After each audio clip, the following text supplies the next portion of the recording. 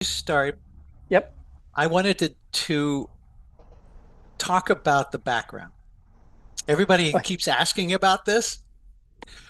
There's no perfect confirmation, but everybody who's looked at it and always worried about it says this is Cinnamon Beach in St. John's in Oh, the Virgin Islands. The well, zoo that's will not confirm that, okay. but it's a gorgeous, it makes me want to go there. Now it makes because I think that there's a little island way out in the distance there. To me, it looks like Rabbit Island off the coast of the windward coast of Oahu. But who knows? You know, a beach is a beach is a beach. So the first thing I want to say is I put two URLs in the chat, Mm. and one of them is for a movie called Dirty Work, which was a short, about a 20-minute short with Laurel and Hardy as chimney sweeps, and it's definitely worth a gander. And the other one is a website for this place called Elm Court, which I'll talk about after a while. I Um, don't think that those made it into chat, Doug. oh, No, well, let they're me check. there. Not in I see mine. them. Should be. Did you just send them to Tony? Because I don't see them No, either. I send them to everyone. I can. Oh, maybe I not every didn't get them. one you sent them. I I'm didn't going to get do them. it again. I'll send them again. Yeah, that's interesting because it says on mine, it says everyone, and I see the URLs. So I'm not sure. Okay, I'm going to try sending it again. It Okay. could just be that not everybody was on yet. Oh, yeah, that could Oh, be. there they are. There they are. Okay, cool. Um, okay, Tony. So why don't we make with the audio or the visual effects? Okay.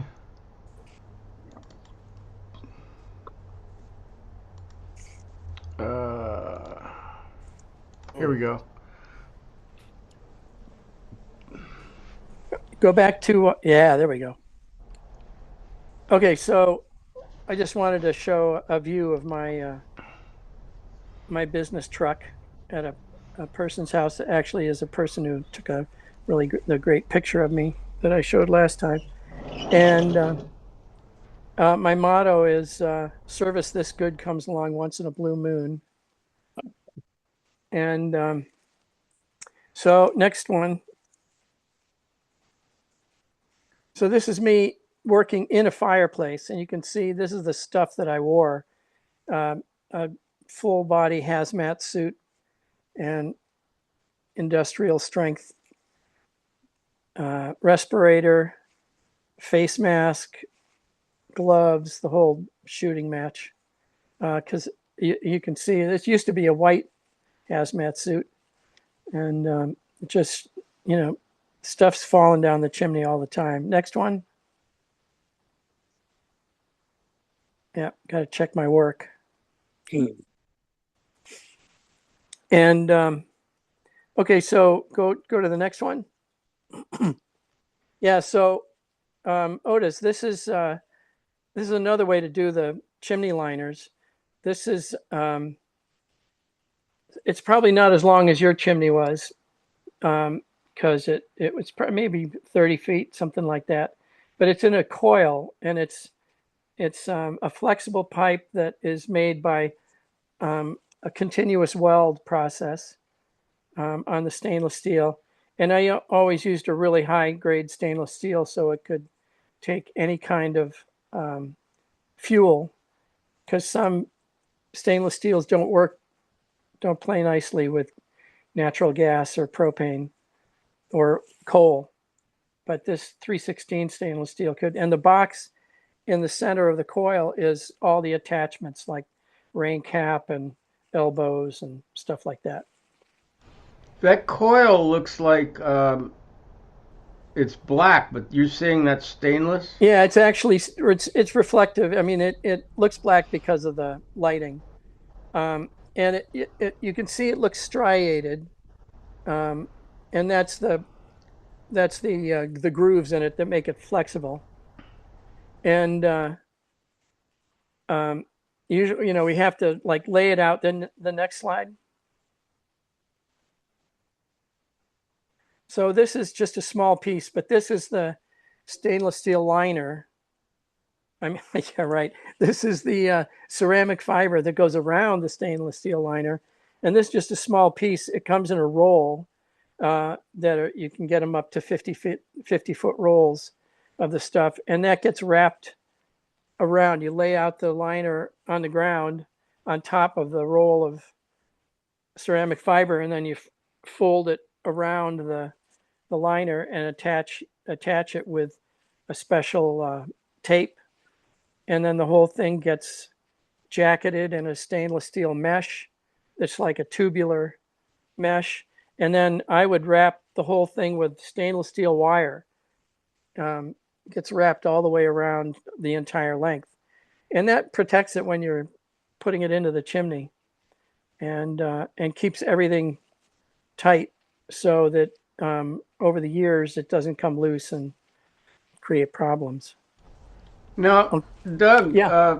Go ahead. Okay, two questions occur to me. In the old days, I assume nobody had stainless steel liners, and so for centuries they built chimneys with just masonry. Am I correct? Yep, that's right. And okay, yeah, go ahead. and so leading to the next question, when you line what is the advantage over masonry? Okay, so go to the next slide. Okay, so you can see that down by my feet there's this orange stuff sticking up. The orange ceramic that stainless steel liner is sticking up out of. Up until about the turn of the century, chimneys were not lined. They were just the brick. And if it was really good, it was what's called double brick chimney. And so there'd be bricks that were laid up just as you'd normally think of a brick as being laid up on the sort of flat. And then on the inside of that, another layer of bricks would be built in during the construction, but the bricks would be up on edge. So that would stagger the joints. So you wouldn't have a joint on the outside structure lining up with a joint on the inside of the liner or the second layer of bricks. And that's the way a lot of chimneys were built. But in New England, anyway, a lot of chimneys were just single brick chimneys. And they, especially for central heat, they used coal for central heat. And the coal just ate the mortar up. Oh, yeah, that was the other thing they would do. When they were building the single brick chimney, they would plaster the inside of the chimney with mortar to seal the joints. And that would work for a few years, especially with coal use, because the acids in the coal smoke would just eat the mortar up, and all the sand and debris mixed with the coal soot would fall to the bottom. And there were many times, especially in the early days of when I was working in the 70s, especially in New Hampshire, that I would go and open up the clean out door at the base of the chimney, and it would be completely full up to the height of 5 or 6 feet of this mixture of sand and old dead mortar and coal soot. It's great fun to shovel out. And so putting in the stainless steel liners was a good answer to preserving those chimneys, especially since the chimney might not be in great shape anyway. And one of the advantages is the stainless steel wrapped with the insulation. If you did it right, you could qualify for a UL listing for zero clearance to combustibles. So you could put this liner in a chimney, which under normal circumstances was supposed to have 2 inches clearance to any combustibles. Nothing in the house was supposed to be touching the chimneys, which is basically ignored 90% of the time. But with a stainless steel liner, with insulation, you could qualify for a UL listing for zero clearance to combustibles. So that's that plus sealing the chimney. Now, a lot of times I could drive into somebody's driveway and see right away that they had a problem with their gas, their propane or natural gas furnace, because it'd be white staining on the outside of the chimney. And what that would be was from an in a chimney that did not have a stainless liner in it, the gas exhaust, which had a tremendous amount of moisture in it, would condense on the chimney walls during the winter. And even if the chimney had those ceramic liners like you see down near my feet, the joints on those ceramic liners were very porous mortar, and the moisture would go right out through the joints and would then go into the brick, and it would basically eat, and it was slightly acidic, so it would eat up the mortar in between the bricks, and then would run down the outside of the chimney and leave behind a deposit of lime. And so I could tell right away from looking at a chimney that they had issues and were probably going to need to get a liner. And that's what I was doing with this house. The pond, it was in February, the pond behind me is frozen. And I kind of like this picture anyway. Yeah, go ahead. Isn't there such a thing? Anybody has any questions, please go right ahead and ask. That I'm kind of surprised that didn't they develop a mortar that was acid resistant or something? I mean, nope. For this application? No. The best you could hope for was a really well mixed mortar with a lot of Portland cement in it, and so that it wasn't very porous, and also but they basically that's why they devised these ceramic flue tile. They're 2-foot lengths in various sizes and dimensions, and it was an improvement over an unlined chimney for sure. But they still had issues. I know people that did smoke tests where you'd put a special smoke candle thing at the bottom of the chimney and then cover the top after it was full of smoke, and it would leak out wherever there were gaps or leaks in the chimney. And modern tile line chimney would leak within a week of now. And see, now the where I'm standing on that chimney, that's the crown. That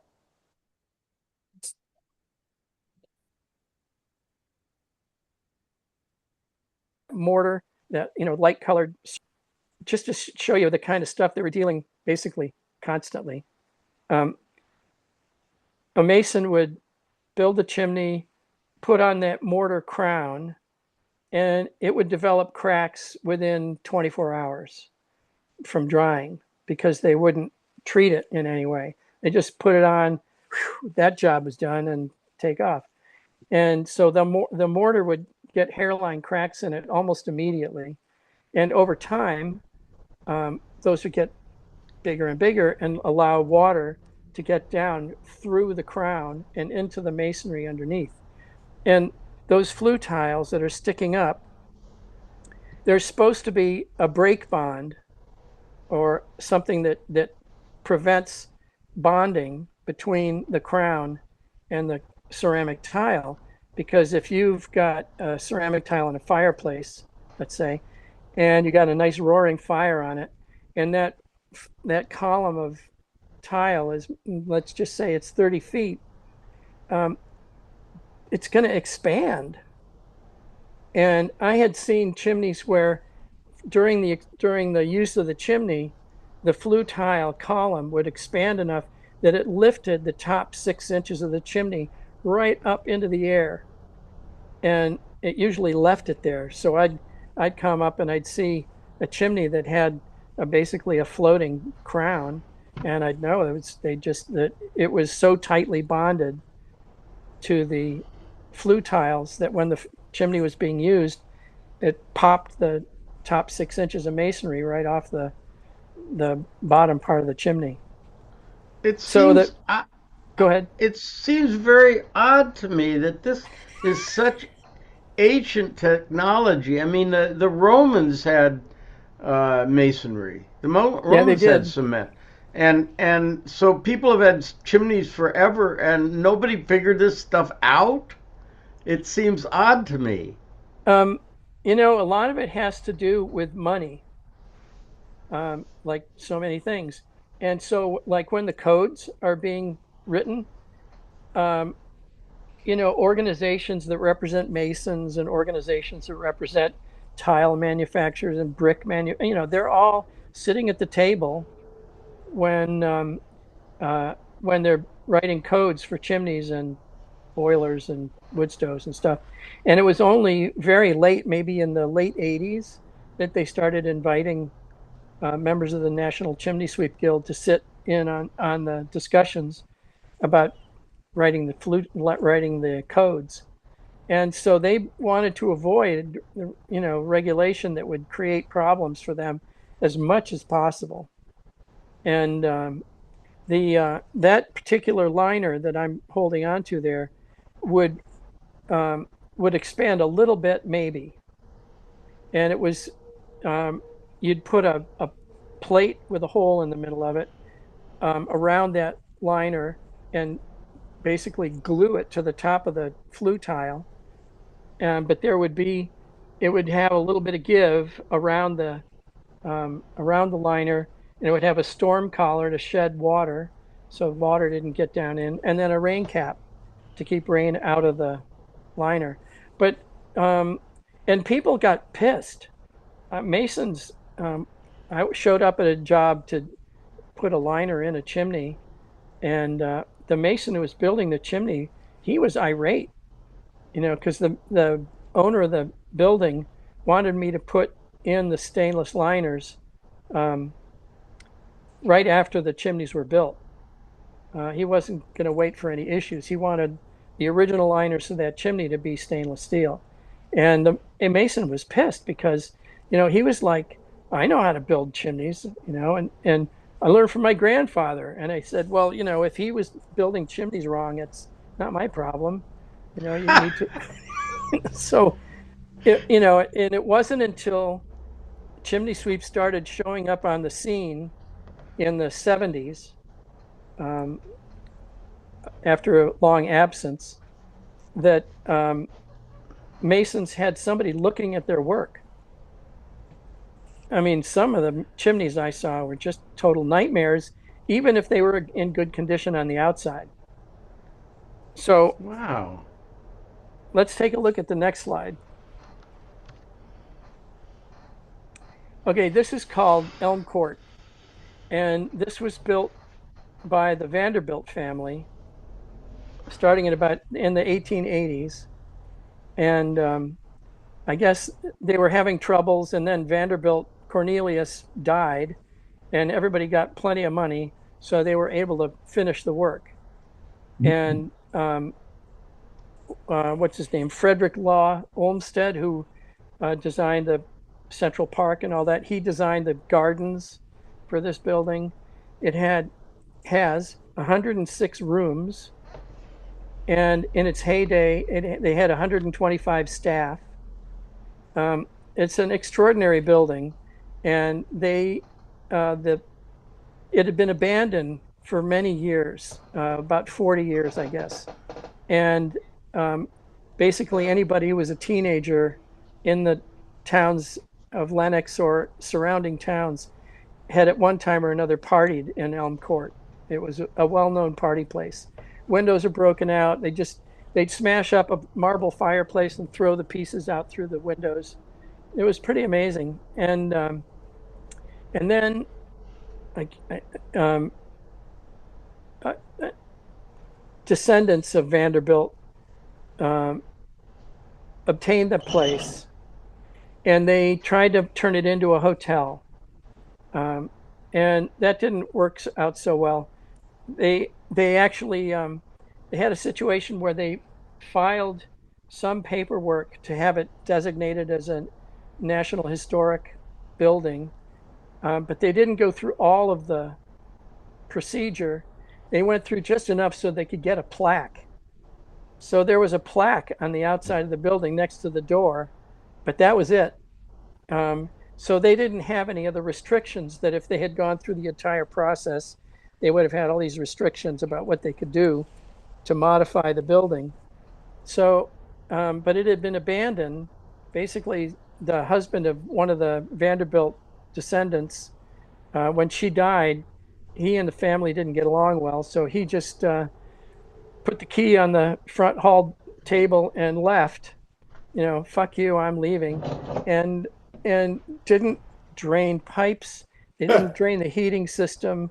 They didn't do any of that. So there's this, like in the basement, there's an enormous wood-fired boiler, and it's all made out of cast iron. The whole thing was shattered.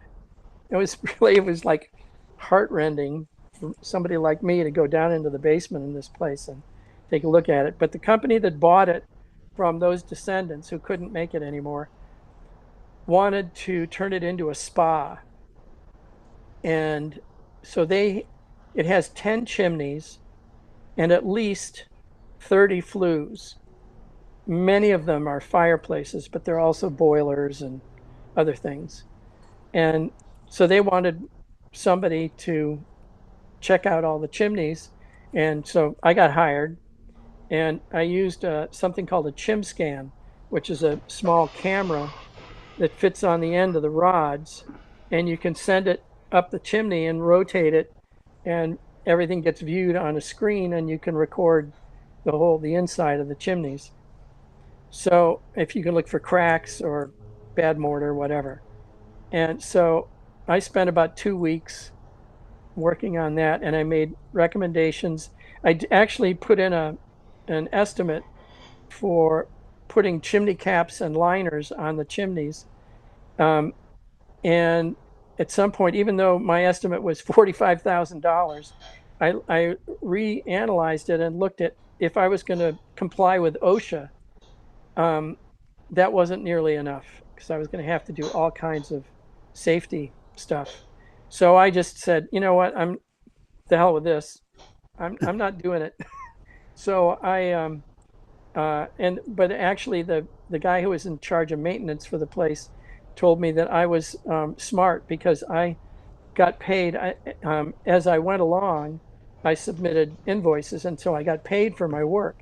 And he said a lot of the people who are going to put in sprinkler systems and stuff like that, figured they get paid when the project was over, and the the company that owned the place threw in the towel long before anybody's projects got. So they didn't get paid.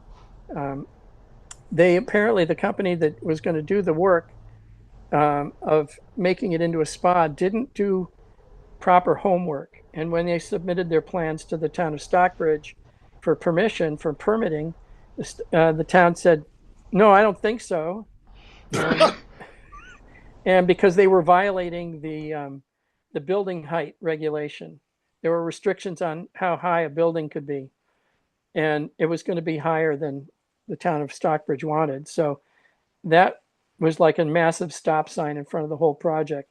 So I was really glad I got to do the work, and uh, and then the next owner called me to do the same work over again. God, people. Anyway, so they so I went in again and did the same thing over again, and wrote up a printed report with pictures and the whole 9 yards. So go to the next one, Tony. So here's the entry fireplace. It's about 6 feet high. The opening is about 6 feet high and about 9 feet wide. And you can see there's high relief trees carved into the brownstone, and just barely visible over my head there's birds flying, carved in low relief, on the in the stone. And there's an unbelievably enormous, it's called a fireback. It's a cast iron plate that goes, it's probably 7 feet tall, all very decorative. It's got all kinds of mythological creatures and stuff like that in the cast iron, and that's to protect the back of the fireplace from the heat. And so that was the most impressive fireplace in the place. So that was Elm Court, and they're trying to find investors now, but they have these amazing pie in the sky ideas about what they want to do, which bear little resemblance to the actual structure. So they're never gonna get anywhere. So so in the next, What, Doug? yeah, What? go ahead. I'm on that liner. I can't remember what you called it. The black uh, iron Yeah, the backing. fireback. The fireback. It looks like there's a hole in it where Yeah, you there do is. see the masonry. What's that That's because for? it burned out that burned out the cast iron from the Oh, heat of years and years and years of fires. Actually, oxidized and destroyed um, sort of a circular area right at the bottom where the fire is. So, you know, nothing's perfect. geez. It again. This is like the biggest money in the world, the Vanderbilts, and still the technology is like, it seems like Mickey Mouse and lame and not developed. Well, That it was, the firebacks were also an ancient thing. In Europe, they used them all the time. The colonial America, they used cast iron firebacks to protect the brickwork. But, eventually they had to get replaced. And this one was so big. I did a lot of research into the casting of it because I wanted to find if somebody still had the molds so we could get it recast. But all those records were gone. But yeah, I mean, eventually it breaks down. Enough heat and it breaks down. hmm, Next, okay. speaking of breaking down, this is this is an insulated metal chimney pipe that's had a chimney fire in it, and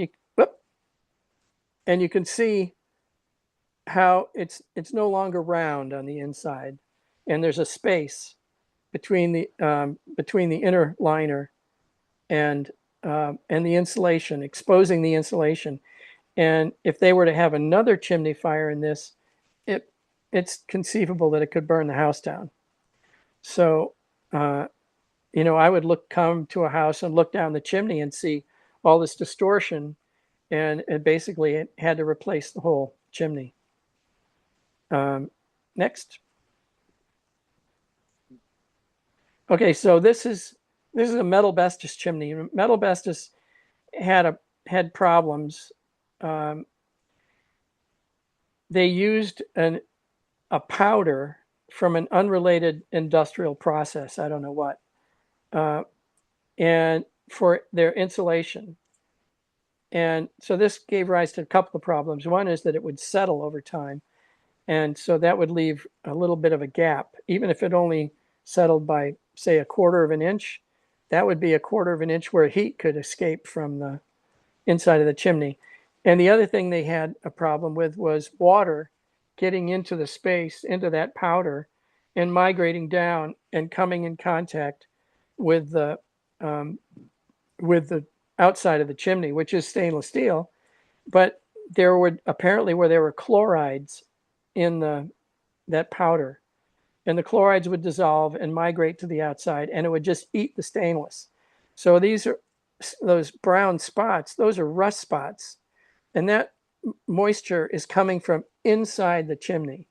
This isn't from something on the outside of the chimney. It's coming from the inside of this allegedly sealed space with the insulation in it. So that was another chimney that had to get replaced. Next. Oh, yeah. Okay, so these insulated metal chimneys, which you see right here, they're supposed to be a 2-inch clearance to any combustibles. And as far as I know, polyethylene sheeting is a combustible substance. And that's just wrapped around it. All they did was tear a hole in the vapor barrier and stuff the chimney up through a hole they cut in the chimney. Now, the next slide shows probably the same chimney without any clearance at all to the fiberglass or to the plywood, which, and also that looks like there's maybe this, well, it's got clearance in the studs, I guess. They at least cut those out, but they just cut a hole that was big enough for the chimney to fit through, and it's in contact with the chimney. And now the chimney can get hot under normal use, and any combustible material like that plywood, it degrades as it gets hotter. And then when it cools off, it doesn't get better. It's just the next time it gets hot again, it's a little bit closer to combustion. And every time it gets too hot, and then even though it cools off, it gets too hot again, sooner or later, just under normal operating conditions, it can catch fire. But in a chimney fire, especially one that destroys the inside of the chimney, like on that other slide, you can get temperatures in excess of 2,000 degrees, and that's why houses burn down with chimney fires. Douglas, yeah. it occurs to me that if they would pipe in natural gas and just convert these fireplaces to natural gas and never put a real fire in them, they'd still have their decorative value, but they wouldn't it avoid most of these fire danger issues? Yeah, pretty much. But we're in New England. People like their wood fires. Yeah. And then the other thing is you can get poorly adjusted. You can get fireplaces that are designed for use with natural gas or with propane, and if they're poorly adjusted, they will put a tremendous amount of soot into the liners that they put in the chimneys, and usually the liners for a natural gas fireplace, they're less than 5 inches in diameter. So you can get, if you never have the chimney cleaned, because why? It's running with gas.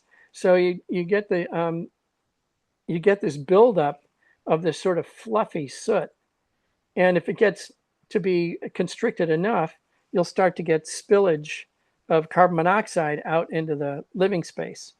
And you can tell sometimes by, I would go into these condos, have these soaring cathedral ceilings, and you could see where the nails were in the sheetrock because they were picking up, because there's like an electrical charge in the carbon particles, and the soot would collect on the screw heads or where the locations of the screw heads.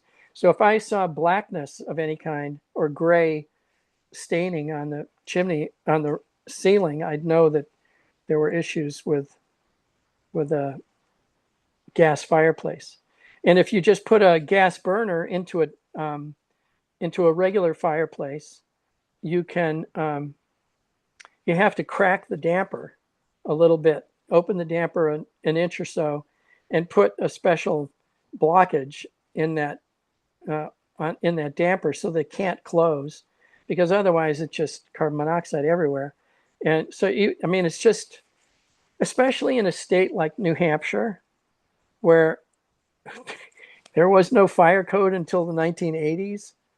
They had no uniform fire code in New Hampshire till 1984, and in the town where I did work every year in a couple of condo complexes, they didn't require a permit to install a wood stove or a gas fireplace or any of that stuff, and so they just whip it in, and I would see outrageous gaps in the safety protocols and the safety processes that if they had a building inspector coming in, if the installer knew there was going to be a building inspector coming in after them, it would never happen that way.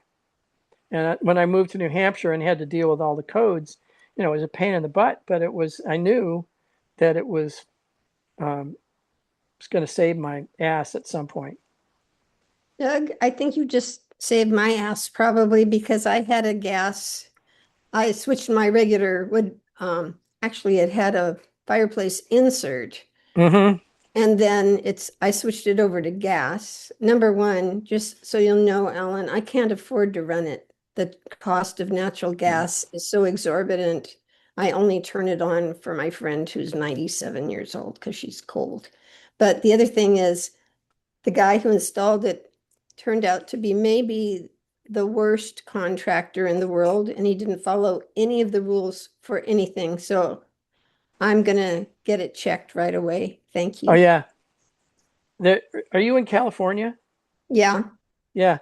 California, I'm sure, has a chimney sweep guild. And Okay. you can look up the California Chimney Sweep Guild, and they can refer you to somebody in your area who is competent. Okay. Great. Thanks. Yeah. So you can see that this is a problem. It's a disaster waiting to happen. So I had to cut out all of the wood from around that chimney, and also remove all of the polyethylene sheeting from around. It was just like, holy mackerel. So actually, I think the next slide I've got in my notes, 2 question marks and a WTF. Okay. So this is just too weird. This is a single wall stainless steel liner, and the black box that it's going into is a chimney. It's a Class A chimney, which may or may not be insulated, and the enclosure that it's in is a standard sort of thing with a factory built fireplace. So especially in a modern home, they actually tack the whole thing onto the outside. So there'd be a hole in the wall, the fireplace would be you'd be visible, and the chimney and everything was on the outside of the house inside this enclosure. So Tony, go to the next slide. So this is inside the same house, and you can see through the window that stainless steel pipe going up out of the wall and up into that chimney. Now,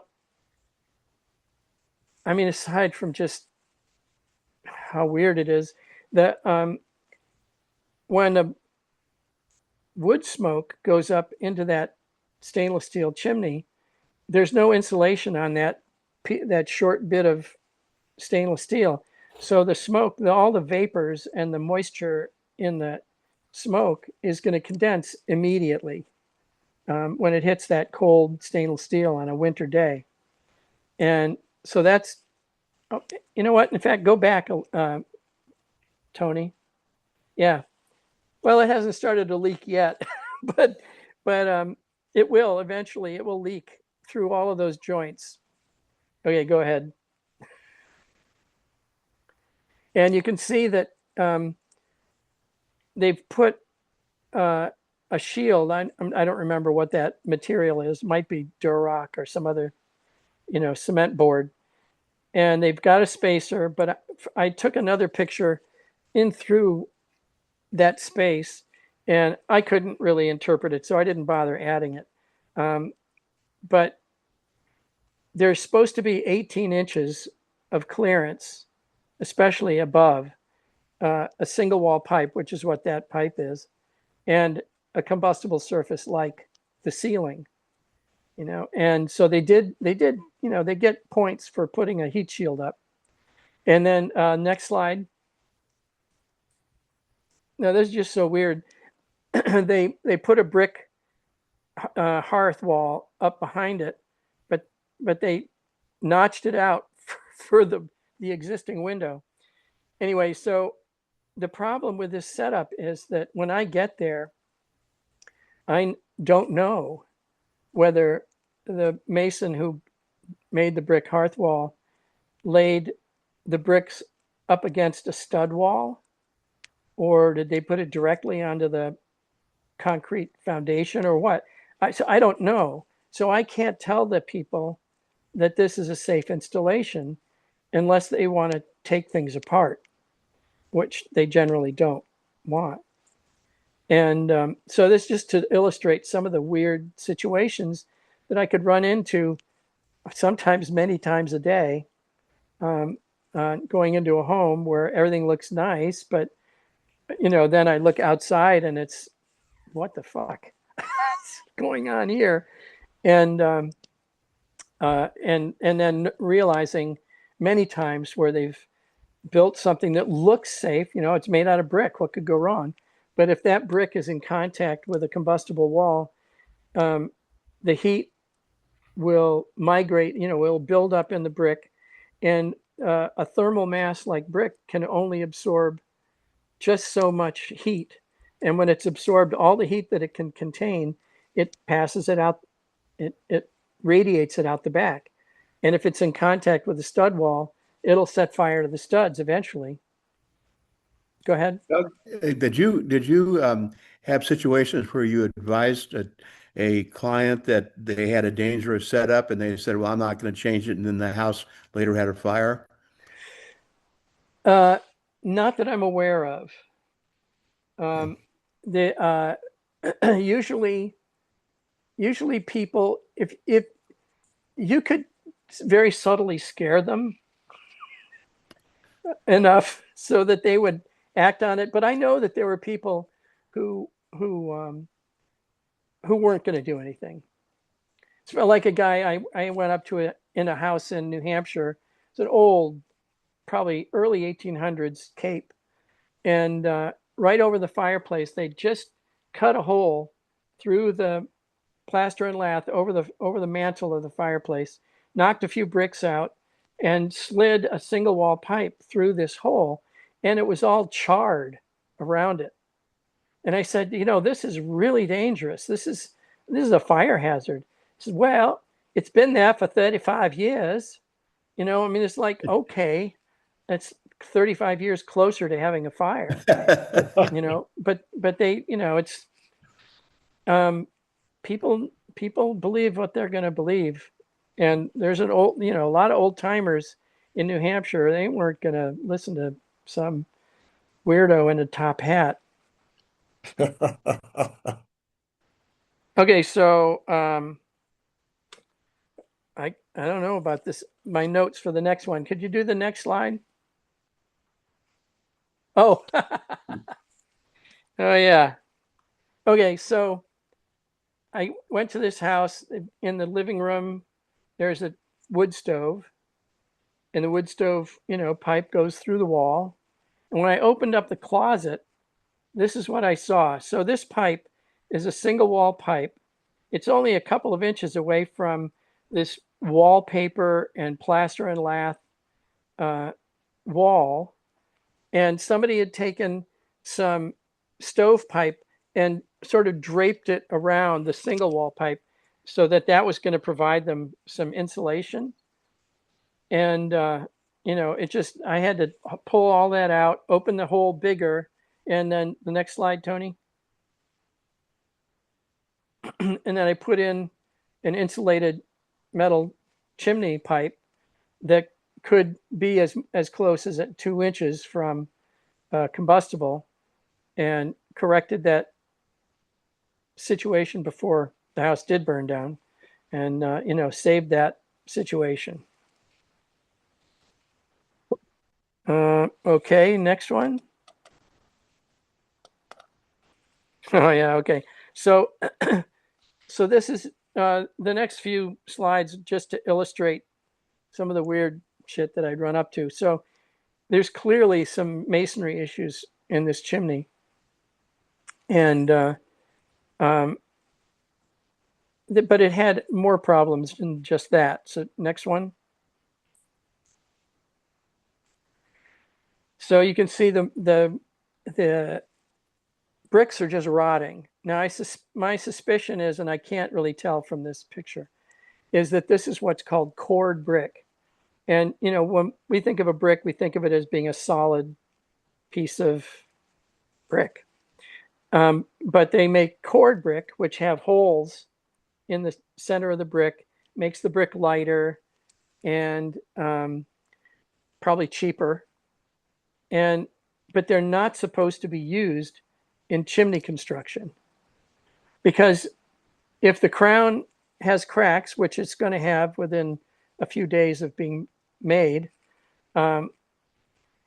water will percolate down. And I've seen cord brick that were full of water from after a rain. So it would rain and the whole chimney mass would be saturated with water, and then it would freeze and break the bricks. And sometimes they, as you can see, they'd fall right out. And so this chimney needed some serious work, but it had problems. So next slide, Tony. So there's no way to put a ladder up, because not just because of the spruce tree, but because there's the power lines to the house and the phone lines, they're all in the way. And also they're fairly delicate. The aluminum gutter, you have to have special rigging to put a ladder up and not rest it on the gutter. And so that was a chimney I wasn't going to work on. And that might be the last slide. Is that the last slide?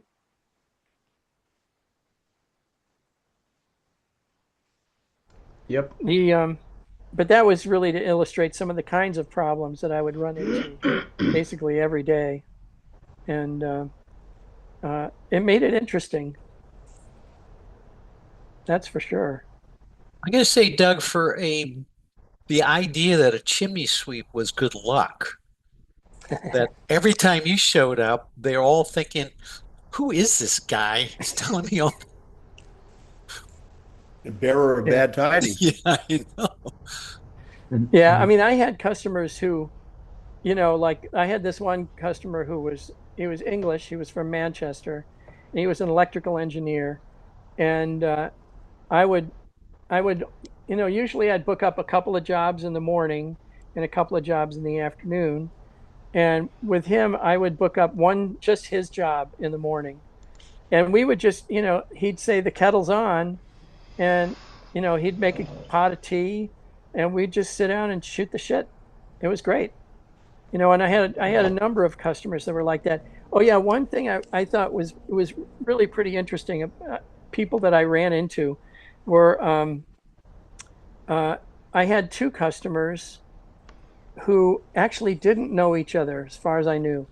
One of them lived in the town of Holderness, and one of them lived in the town of Sandwich. And those two towns they're neighbors. They're adjacent to each other.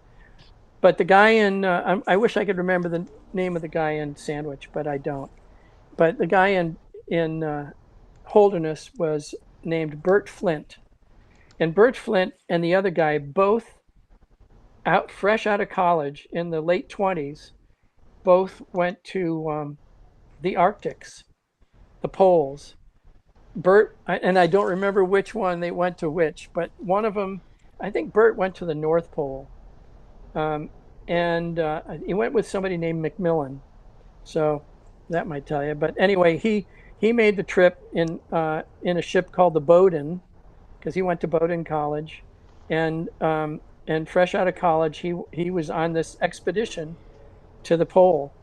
And the other guy, who had this giant steel mast in the back, antenna in the backyard, where he was a ham operator, and he would play. One of his favorite things to do was play chess with this guy in Norway.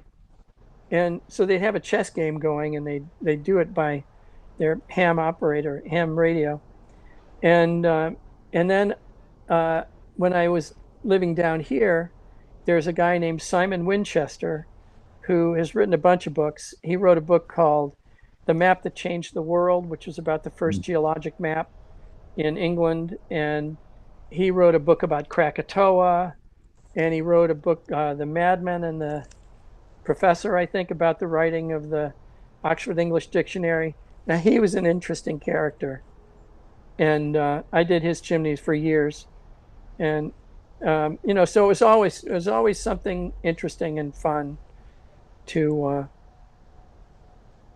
make the time pass. Well, I've noticed when you were over these months as we've been getting poetry and philosophy and such that a number of times you have mentioned, oh, I saw this a painting by this person in a client's house or Oh some yeah, such. E. And you, Cummings. yeah, so you had all, you managed to get into a relationship with quite a number of these people that is Yeah, unusual for a contractor. yeah, because I mean, the thing is I might come back every year. I might have a customer who I did chimneys for them for 10 years. I mean, I watched people's kids grow up, and then clean chimneys in their house. So it was pretty interesting. Um, and uh, yeah, I did. I ran into a lot of really fascinating people. And that one in particular, I think I told the story about when I saw the watercolor painting and it looked like it was signed by E. E. Cummings, and I couldn't really believe it. And I said, "Is that really E. E. Cummings?" They said, "Oh yeah, yeah. He was a friend of ours and gave us that painting." And then years later, I was in a house in Madison, New Hampshire, on the top of a hill, and the view from that house was like looked just like that painting. And I said to him, I said, this view looks an awful lot like a watercolor I saw that E. E. Cummings had painted. And they said, "Oh yeah, well, this was his parents' house, and and he lived here, and he painted a lot of paintings for this area." And so it was like full circle. And there, Mount Chicoroa, which was in the town of Chicoroa, but it was right next to Tamworth. It was in the Sandwich Range of the White Mountains, and Wallace Stevens wrote a poem, Chicoroa to its neighbors, supposedly in the voice of the mountain. So there were all kinds of cool stuff. I'm Any other interested. questions? Yes, on that last one where you said, I'm not going to touch this. Did you have what did you recommend to the people to do about it? Oh, I would refer them to a mason and hope the mason would take the job. That was a difficult job because you'd have to come from the other side of the house. And like I had these special, they called the ultimate ridge hook, and there were these special hooks, steel hooks, that you'd bolt a long 2x8 to these hooks, and they'd go over the ridge of the house, and then you could screw your staging right to those planks. And like I had a job at a house that was built in like 1919, I think, or 1920, and it was built out of dressed granite blocks in New Hampshire, and the roof was a slate roof, and the chimneys were a mess.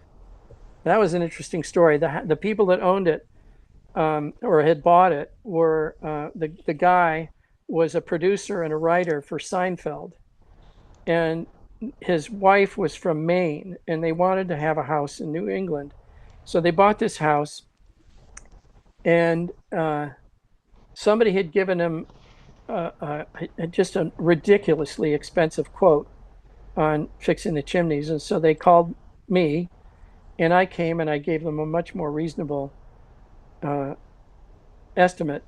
But I had to set up scaffolding in order to get to the top of these chimneys and put liners in. And the I had scaffolding set up on their roof for 2 weeks on this slate roof, and you got to be very careful about not breaking any slates because then they've got to be replaced and all that. So they had hired a plumbing and heating guy because they saw him on This Old House, And so I was, there looking at the chimney, and I looked up the chimney where these guys had installed two boilers. They were probably oil-fired boilers, because there's a lot of fuel oil is still used in New England. So they had these two boilers in, because when they opened up the door to the bottom of the chimney, it was big. Flue was like 12 by 16-inch opening, but 3 feet up, it shrank down to 7 inches by 11 inches. And so I had just looked at all this, and I went in to have a conference with a woman who owned the house, and these guys, this old guy who was the sort of the master plumber, I guess, and his young helper, and he literally, I mean, my mouth dropped open. He literally said, "Well, what can a guy who looks like you know about chimneys?" And I said, "We'll see." I said, "Do you know that you have two 7-inch boilers piped into one 11 by 7 chimney liner?" He said, "No, it's a big one." I said, "You got to look up and see what's happening in the chimney. Not only that, but that chimney liner is falling apart and needs to be replaced." So I guess, we'll see. Who knows? And actually, that was another interesting thing. The when we had to come down,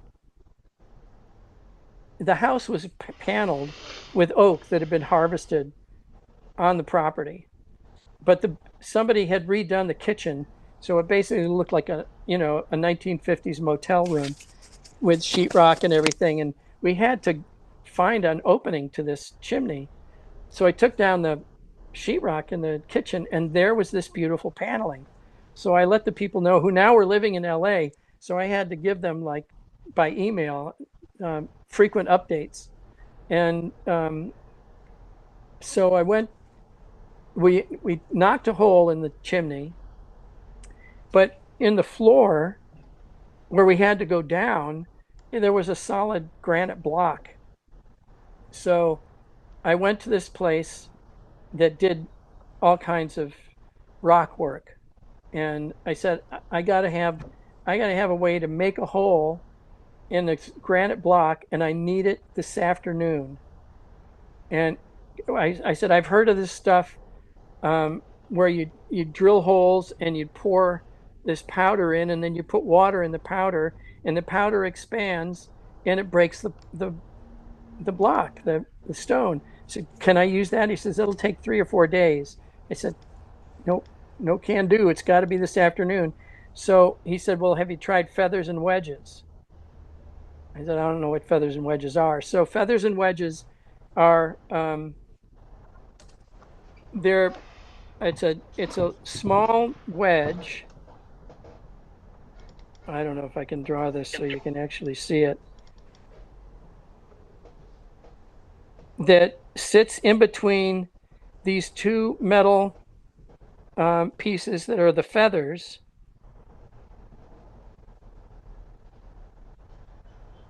I don't know if you can. Yeah, we can see that. Can you see the way that is? Yeah. So when they're combined, the feathers and the wedge make a circle. But so you drill a 5/8 inch hole, or a row of these holes, and you put the feathers in, and then you put the wedge in. But when they're in that hole, the wedge can't go all the way down. So you have to take a small sledgehammer, and you just go down the row, hammering on the wedges, and it gradually pushes the feathers apart until, almost miraculously, it goes dong, and it makes this crack. When the first time I did it, it was like, holy crap, that's just amazing, because it did this beautiful line, of What cracking was the stone. material you were cracking? Granite. My gosh, Yeah, it was. amazing. But in New England, there are many times you'll see a piece of granite that's got like a row of half holes. Um, and, that's where they used feathers and wedges to break slabs of granite Amazing. off the main block. Wow. And I've used that technique many times. It's it ceases to amaze me when it happens. And so we did that. We did all that. We got the liners in. We put the liners in. We got everything hooked up. And and the young guy who was there the next time said, you know, you really saved our ass. So it was like, because the old guy wasn't there, so he was able to give me due. So that was fun. That was the other thing is that, as much as it might be head scratching and just crazy making, in the end, when I look back on it, I was like, well, that was actually a lot of fun. You Oh know, yeah, Dennis, another chimney I did was a guy who his name was George Butler, and he made the movie that made Arnold Schwarzenegger. He made the movie called Pumping Iron, which was Arnold Schwarzenegger's you know pre debut to the public.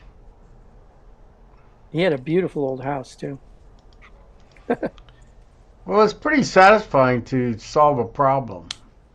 Yeah, and I was solving problems many times each day, so that was. A lot of us do things where a problem is never resolved, and there's something very satisfying in just physical problem solving, not just mental problem solving, but physical problem solving.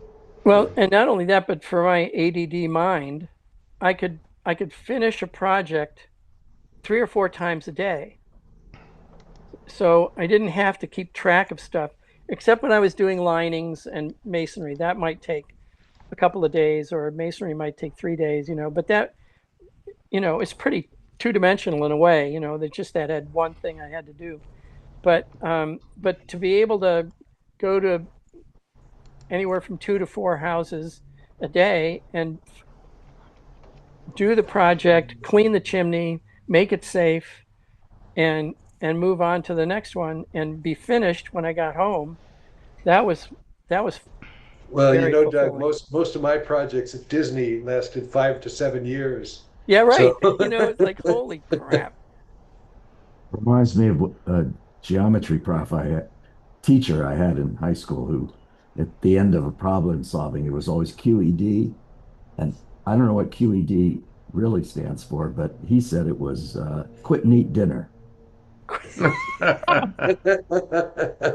I think QED actually means something like there it is. Yeah, But that Yeah, which was yeah. demanded. quid erat demonstratum. yeah. Well, I live in a giant Victorian house that was built in 1889, and it's a historical house, so I'm not allowed to change things. Yeah. And things are always going wrong. And there's always the challenge of, well, how much am I going to spend on this? Is there a cheap fix? Should I do the cheap fix? And this happened several times a month, I would say. We had a guy show up at the door a month ago, and he said, "I'm Sam Design." Well, who's Sam Design, you'd say? If you lived in Saratoga, you would know who Sam Design is because he is the master, slate roofer. Wow. And if you have a slate roof and you're not using Sam Design, you are really cutting corners. And so he let us know that it was time for him to work in our house.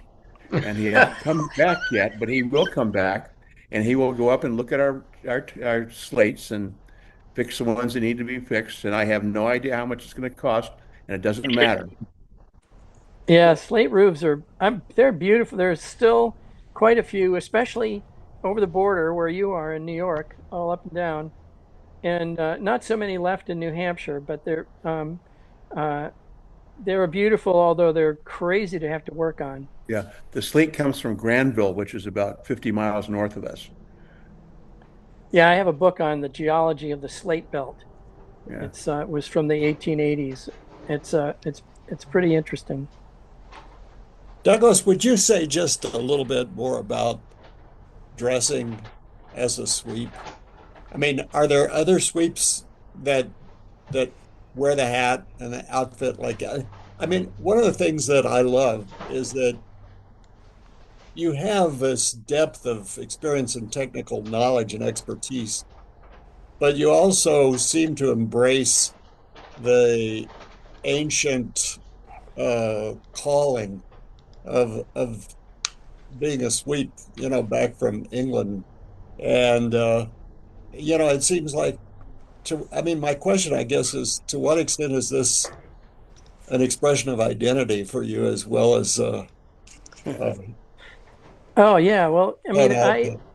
it, unfortunately, much to my chagrin, there are very few sweeps, especially these days, that that that wear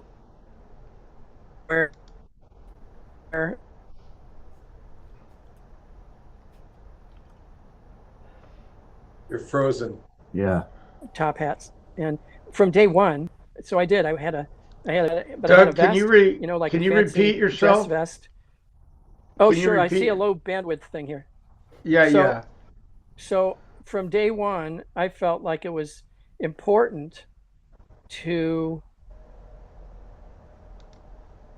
connect with the tradition. And so I found, fresh out of the New England School of Chimney Sweeping, I went to the antique store in the next town over, bought a top hat, bought a tailcoat, um, and bought a vest, and that was what I wore. And I wore that for many years. I think we say in 1989, I I said, "The hell with this! I'm going to Hawaii." So my sister lived in Hawaii, and she'd been lobbying to get me to move out since the early '80s. And when my daughter turned 18, actually it was 1988. When my daughter turned 18, I said, "I'll see you later. I'm moving to Hawaii," and I did, and I lived there for 6 years. And when I moved back, um, what was I going to do? I mean, the only thing I knew how to do was sweep chimneys. So I um, uh, I bought a new vehicle. I I had before I left, I had a International Scout pickup that I built a box on the back of it and painted it black. And at night, I would project a slide of my business logo and stuff, and I would trace it in white crayon. And then the next day, I'd paint in the lettering, and so I decorated my truck. And when I came back from Hawaii, I built a new box for the back of a new truck and made it look as close as possible to my old truck from 6 years before. And people, when I met people, it was like, "Oh, did you get a new truck?" It was like I hadn't been gone for 6 years. It was just great. It slid right back into the whole thing. That's great. And then I think I said this last time. After I'd been doing this already for 20 years, I discovered that I had relations in England that had been sweeps with their grandfathers and great grandfathers back into 1800s. So, and I had no idea about this when I started. But it was, to me, it was really important to be connected with the tradition that went back hundreds of years. And I guess the first sweeps were, at least in England, were from the 1500s, and I think they were earlier in Europe, but I'm not sure on that anymore. But you know, it was great. But now it's like baseball caps, and it's sort of sad. It's like, what the hell, man? Well, that was a fascinating talk, Douglas, and I hope you'll come back and talk about some more of your amazing interests. Yeah, if you And want to talk about stacking firewood, that's what I'm doing these days. that was great. Well, Excellent. thank you. It was a lot of Good fun job. talking to you guys. No, that was great. That was fun. Yeah. Thank you. Yeah.